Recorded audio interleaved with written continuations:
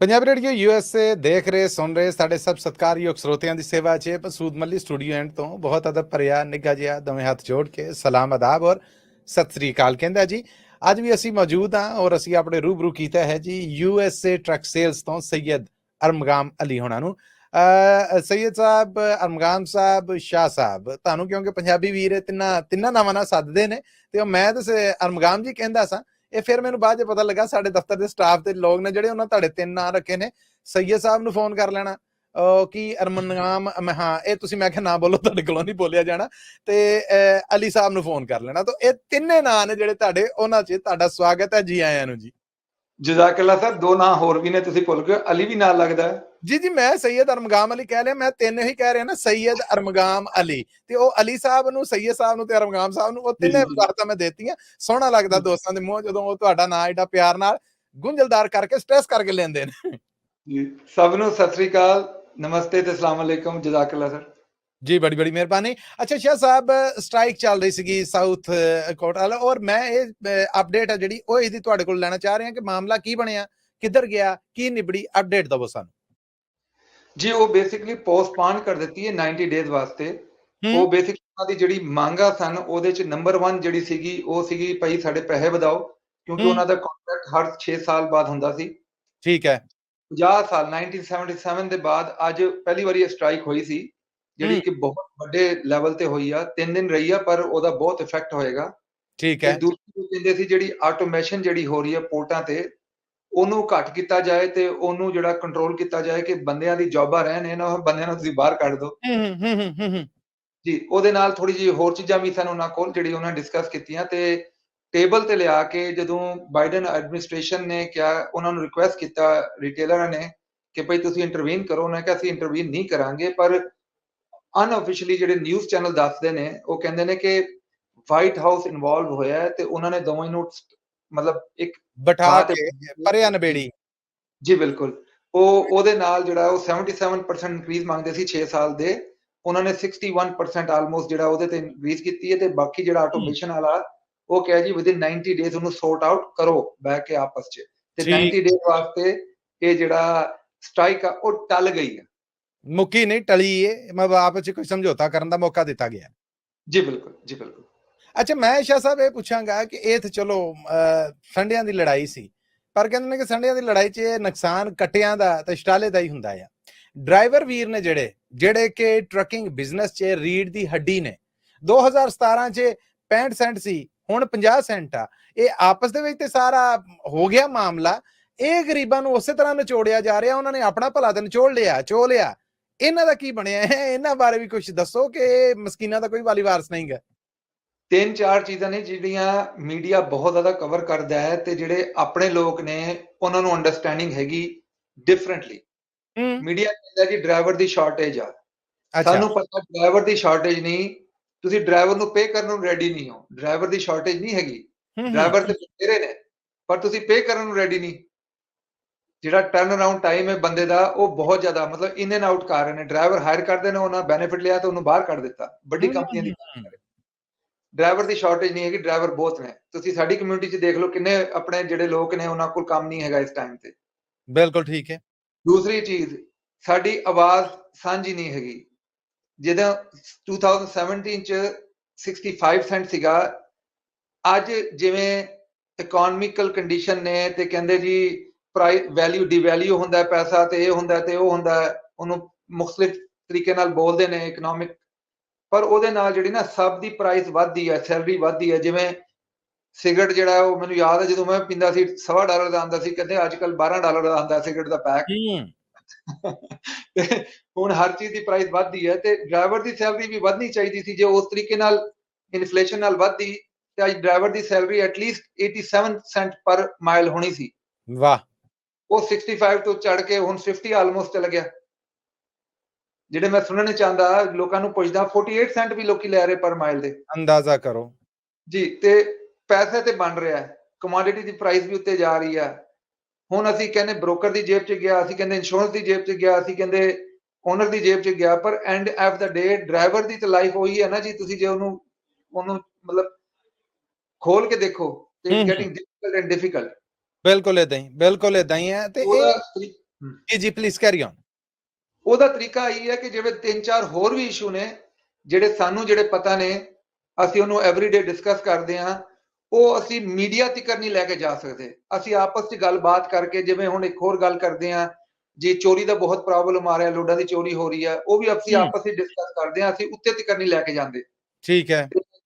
ਗੋਰੇ ਜਿਹੜੇ ਨੇ ਉਹਨਾਂ ਕੋਲ ਤੇ ਹੀਟ ਆਈ ਆ, ਉਹਨਾਂ ਨੂੰ ਪਤਾ ਲੱਗ ਰਿਹਾ ਕੰਮ ਖਰਾਬ ਹੋ ਰਿਹਾ, ਤੇ ਉਹ ਤੇ ਆਫ ਕੋਰਸ ਜਿਹੜੇ ਨੇ ਉਹ ਤੇ ਹੱਥ ਚੱਕ ਕੇ ਖੜੇ ਹੋ ਗਏ। ਸਾਡੇ ਬੰਦੇ ਜਿਹੜੇ ਨੇ ਉਹ ਖਿੱਚ ਜਾ ਰਹੇ ਨੇ ਕੰਮ। ਹੁਣ ਮੈਂ ਤੁਹਾਨੂੰ ਇੱਕ ਦੱਸਦਾ, ਸਾਡੇ ਟਰੱਕਾਂ ਦੀ ਸੇਲ ਜਿਹੜੀ ਹੈ ਉਹ ਵੱਧ ਗਈ ਹੈ। ਠੀਕ ਹੈ। ਉਹਦੀ ਰੀਜ਼ਨ ਇਹ ਹੈ ਕਿ ਅਸੀਂ ਕੰਮ ਕਰਨ ਆਉਂਦੇ ਹਾਂ ਤੇ ਸਾਨੂੰ ਥੋੜਾ ਜਿਹਾ ਘੱਟ ਵੀ ਕੰਮ ਕਰਾ ਲਓ, ਲੇਕਿਨ ਅਸੀਂ ਕਿਤੇ ਕੰਮ ਕਰਨਾ ਹੀ ਕਰਨਾ। ਉਹਦੀ ਵਜ੍ਹਾ ਤੋਂ ਹੁਣ ਤੇ ਥੋੜਾ ਜਿਹਾ ਡਾਊਨ ਹੋ ਰਿਹਾ ਕੰਮ, ਥੋੜਾ ਜਿਹਾ ਕੰਮ ਡਾਊਨ ਆ, ਪਰ ਐਂਡ ਆਫ ਦਾ ਡੇ ਕੰਮ ਚੱਲਦਾ ਰਿਹਾ ਨਾ ਜੀ। ਫੈਕਟਰੀਆਂ 'ਚ ਕੰਮ ਤਾਂ ਨਹੀਂ ਕਰਨਾ ਪੈ ਰਿਹਾ। ਜੀ ਬਿਲਕੁਲ। ਇਹ ਤੁਸੀਂ ਸਮਝਦੇ ਜੇ ਕਿ ਕੋਈ ਇਹਦਾ ਆਉਣ ਵਾਲੇ ਵੇਲੇ ਦੇ ਵਿੱਚ ਕਿਸੇ ਯੂਨੀਅਨ ਦੀ ਸੂਰਤ, ਕਿਸੇ ਇਕੱਠ ਦੀ ਸੂਰਤ ਇੱਕਮਿਕ ਹੋਇਆ ਕੋਈ ਭਲਾ, ਕੋਈ ਫਾਇਦਾ ਹੋ ਸਕਦਾ ਡਰਾਈਵਰ ਭਰਾਵਾਂ ਨੂੰ? ਜੀ ਯੂਨੀਅਨ ਹੈਗੀਆਂ, ਆਪਣੀ ਯੂਨੀਅਨ ਵੀ ਹੈਗੀਆਂ, ਪਰ ਹੁਣ ਜਿਹੜਾ ਕੁਐਸਚਨ ਆ ਜੀ, ਅਸੀਂ ਕੰਮ ਕਰਨ ਲਈ ਅਸੀਂ ਥੱਲੇ ਸਰ ਕਰਕੇ, ਜਿਵੇਂ ਕਹਿੰਦੇ ਕੋਹਲੂ ਦੇ ਬੇਲ ਦੀ ਤਰ੍ਹਾਂ ਕੰਮ ਕਰਦੇ ਹਾਂ ਅਸੀਂ। ਅਸੀਂ ਮਤਲਬ ਸਾਡਾ ਕੰਮ ਹੈ ਬੱਚਿਆਂ ਦੀ ਲੁੱਕ ਆਫਟਰ ਕਰ ਲਈਏ, ਬੈਕ ਹੋਮ ਲੁੱਕ ਆਫਟਰ ਕਰ ਲਈਏ। ਅਸੀਂ ਇਮੀਗ੍ਰੈਂਟ ਆ, ਸਾਡੇ ਬੱਚੇ ਜਿਹੜੇ ਨੇ ਉਹਨਾਂ ਨੂੰ ਇਹ ਬਹੁਤ ਜ਼ਿਆਦਾ ਬੈਨੀਫਿਟ ਆ, ਉਹਨਾਂ ਦੀ ਲੈਂਗੁਏਜ ਆ, ਉਹਨਾਂ ਦਾ ਕਲਚਰ ਆ। ਜਦੋਂ ਮੈਂ ਹੁਣ ਇਸ ਕੰਟਰੀ 'ਚ ਆਇਆ ਸੀ, ਮੈਨੂੰ ਤੇ ਹੁਣ 32 ਸਾਲ ਹੋ ਗਏ, ਸਾਨੂੰ ਤੇ ਅੱਧੇ ਜੋਕ ਹੀ ਸਮਝ ਨਹੀਂ ਆਉਂਦੇ ਸੀ। ਆਏ ਹਾਏ ਆਏ ਹਾਏ। ਇਹਨਾਂ ਦੇ ਨਗਮੇ, ਇਹਨਾਂ ਦੇ ਕੌਮੀ ਤਰਾਨੇ, ਇਹਨਾਂ ਦੀ ਮਤਲਬ ਆਪਸ 'ਚ ਲਾਫਟਰ ਕੁਝ ਸਮਝ ਨਹੀਂ ਆਉਂਦੀ ਸੀ। ਹੁਣ ਚਲੋ ਸਮਝ ਆਉਣਾ ਸ਼ੁਰੂ ਹੋਇਆ, ਅਸੀਂ ਇਨਵੋਲਵ ਹੋ ਰਹੇ ਹਾਂ।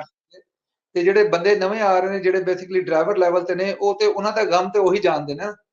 ਕਿਆ ਕਹਿਣ, ਇਦਾਂ ਹੀ ਹੈ। ਸਾਨੂੰ ਬਸ ਇਹ ਬੈਨੀਫਿਟ ਹੀ, ਅਸੀਂ ਫਰੰਟ ਐਂਡ ਤੇ ਅਸੀਂ ਉਹਨਾਂ ਦੀ ਗੱਲ ਸੁਣਦੇ ਹਾਂ ਤੇ ਅਸੀਂ ਕੋਸ਼ਿਸ਼ ਕਰਦੇ ਹਾਂ ਉਹ ਗੱਲਾਂ ਜਿਹੜੀਆਂ ਉੱਤੇ ਤੱਕ ਲੈ ਕੇ ਜਾਈਏ। ਬਿਲਕੁਲ ਇੱਕ ਠੀਕ। ਨਿਊਜ਼ ਵੀ ਹੈਗੀ, ਪਹਿਲਾਂ ਅਸੀਂ ਇੰਟਰਨੈਸ਼ਨਲ ਦੇ ਡੀਲਰ ਸੀਗੇ, ਨਾਲ ਅਸੀਂ ਕੋਸ਼ਿਸ਼ ਕਰਦੇ ਸੀ ਇੰਟਰਨੈਸ਼ਨਲ ਵੇਚੀਏ, ਤੇ ਹੁਣ ਸਾਨੂੰ ਥੋੜਾ ਜਿਹਾ ਸਾਡਾ ਕੰਮ ਦੇਖ ਕੇ ਤੇ ਪੰਜਾਬੀਆਂ ਦੀ ਬਾਇੰਗ ਦੇਖ ਕੇ ਹੁਣ ਸਾਨੂੰ ਪੀਟਰਬਿਲਟ ਤੇ ਕੈਨਵਰਥ ਨੇ ਵੀ ਸਾਨੂੰ ਯੂਜ਼ ਟਰੱਕ ਦਾ ਜਿਹੜਾ ਡਿਪਾਰਟਮੈਂਟ ਦੇ ਦਿੱਤਾ ਹੈ। ਅਸੀਂ ਉਹਨਾਂ ਦੇ ਵਧਾਈਆਂ ਪੂਰੇ ਯੂਐਸਏ ਟਰੱਕ ਸੇਲਸ ਨੂੰ ਜੀ।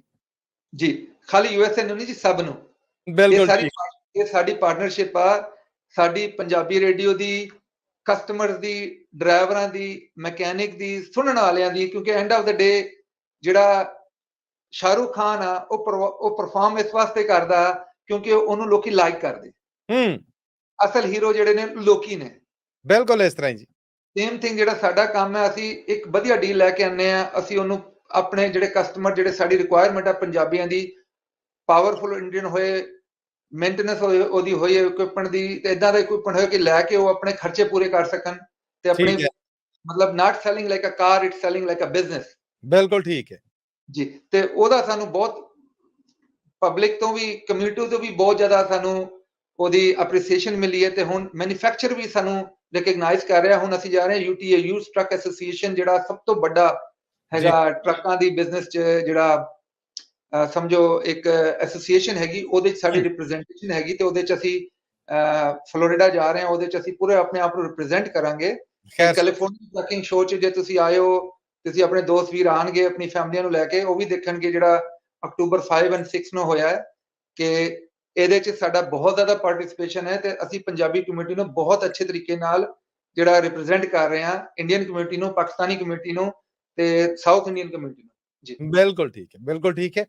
ਆਖਰੀ ਗੱਲ ਕਿ ਕੀ ਡੀਲਸ ਚੱਲ ਰਹੀਆਂ, ਉਸ ਬਾਰੇ ਵੀ ਜਾਣਕਾਰੀ ਦਿਵੋ ਜੀ। ਵਧੀਆ, ਬਹੁਤ ਵਧੀਆ ਡੀਲਾਂ ਨੇ ਜੀ। ਸਾਡੀ ਜਿਹੜੀ ਐਪਰੀਸੀਏਸ਼ਨ, ਜਿਹੜੀ ਕੈਲੀਫੋਰਨੀਆ ਟਰੱਕਿੰਗ ਸ਼ੋਅ ਦੀ ਡੀਲਾਂ ਲਾਈਆਂ ਨੇ, ਅਸੀਂ ਜਿਹੜੇ ਰੀਟੇਲ ਟਰੱਕ ਨੇ ਉਹ $4-5,000 ਦੀ ਪ੍ਰਾਈਸਿਸ ਅਸੀਂ ਸ਼ਾਰਪ ਕੀਤੀਆਂ ਨੇ, ਔਰ ਇੱਕ ਪ੍ਰਾਈਸ ਸ਼ਾਰਪ ਕਰਕੇ ਅਸੀਂ ਚੀਜ਼ਾਂ ਉਹਦੇ 'ਚ ਘੱਟ ਕਰ ਦਿੱਤੀਆਂ ਨੇ। ਇਹ ਨਹੀਂ ਕਿ ਕੁਲਫੀਆਂ ਜਿਹੜੀਆਂ ਸਸਤੀਆਂ ਕਰਦੀਆਂ ਤੇ ਉਹਦੇ 'ਚ ਖੋਇਆ ਘੱਟ ਪਾਇਆ, ਉਹ ਨਹੀਂ ਕੀਤਾ ਅਸੀਂ। ਅੱਛਾ ਜੀ, ਠੀਕ ਹੈ। ਅਸੀਂ ਖੋਇਆ ਵੀ ਪੂਰਾ ਰੱਖਿਆ। ਅਸੀਂ ਨਾਲ ਵਾਰੰਟੀ ਦੇ ਰਹੇ ਹਾਂ 3 ਮਹੀਨੇ ਦੀ ਆਪਣੀ ਮਿਨੀਮਮ। ਜਿਹੜੇ ਰੀਟੇਲ ਟਰੱਕ ਨੇ ਸਾਡੇ ਕੋਲ, APU ਲੱਗੇ, ਨਾਨ APU ਲੱਗੇ, ਤੇ ਨਾਲ ਅਸੀਂ ਜਿਹੜੇ ਟਰੱਕਾਂ 'ਚ ਤੁਸੀਂ ਵਾਰੰਟੀ 3 ਮਹੀਨੇ ਦੀ ਲੈਣੀ, ਤੇ ਅਸੀਂ 8 ਦੇ 8 ਡਰਾਈਵ ਟਾਇਰ ਬ੍ਰਾਂਡ ਨਿਊ ਪਾ ਕੇ ਦੇ ਰਹੇ ਹਾਂ, ਵਿਰਜਨ ਡਬਲ ਕੁਆਇਨ ਵਾਲੇ। ਵਾਹ। ਤੇ ਨਾਲ ਜਿਹੜੀ ਕੋਲ A26 ਮੋਟਰ ਵਾਲੇ ਜਿਹੜੇ ਟਰੱਕ ਨੇ ਇੰਟਰਨੈਸ਼ਨਲ, ਉਹ ਸਾਡੇ ਕੋਲ ਵਧੀਆ ਡੀਲ ਲੱਗੀ ਹੈ। ਸਾਲ ਦੀ ਅਸੀਂ ਕੰਪਲੀਟ ਵਾਰੰਟੀ ਦੇ ਰਹੇ ਹਾਂ OEM ਦੀ, ਤੇ 3 ਮੇਨਟੇਨੈਂਸ ਫ੍ਰੀ ਨੇ। ਪਹਿਲੀ ਮੇਨਟੇਨੈਂਸ ਕਰਕੇ ਦੇਵਾਂਗੇ $1,200 ਦੀ, ਤੇ 2 ਮੇਨਟੇਨੈਂਸ ਜਿਹੜੀਆਂ ਸਾਲ 'ਚ ਉਹ ਫ੍ਰੀ ਨੇ।